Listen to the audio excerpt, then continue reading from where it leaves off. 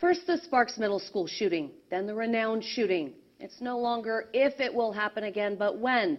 That's what's leading Story County bus drivers to learn now what they need to do in a critical incident. KOLO 8 News Now's Colin Ligren's live in Virginia City, where drivers learned today how to deal with an active shooter on a moving bus. Colin?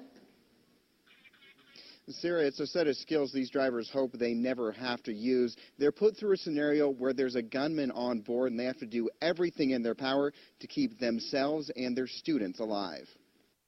It's a situation that's not unthinkable. A student sneaks onto a bus with a gun and then starts picking out targets. We need to offer as much, or if not better, type of training for the school bus drivers because they are more exposed. Where schools have limited entry, lots of staff to deal with problems, and several directions to run, that's just not the case on a moving bus. If I ever have to call a parent and tell them that I couldn't protect their child, their life is over and so is mine. Stop! Stop! Stop! The training starts in the classroom with law enforcement techniques for dealing with threats. He's going to spin out his hand. What's going to happen with his trigger finger? Whether it's asserting dominance over the shooter or actively taking the gun away, it can be dangerous, but it's better than doing nothing at all. The situation could be terrible.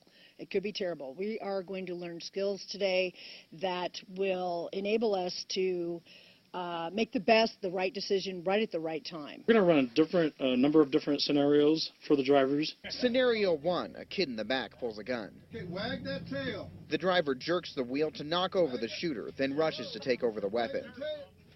Okay. So that won't work. Closing the door won't work. Scenario 2 places the shooter at a bus stop. Drivers are told, don't stop if someone seems suspicious. I'm looking forward to getting every one of my drivers in that driver's seat and practicing maneuvers today. Strike for the throat. A punch, a knuckles, or whatever you do, you have to strike that throat as hard as you can. Maneuvers that could one day save a life. If you think you've never heard of this type of training, you're right. It's the first of its kind for bus drivers. It was developed by a Carson City company called ApexSCF. They hope that the training will catch on and that more people will prepare for the worst and hope for the best. Reporting live from our mobile newsroom at the Virginia City High School, Colin Ligren, KOLO 8 News Now. Okay, Colin, thank you.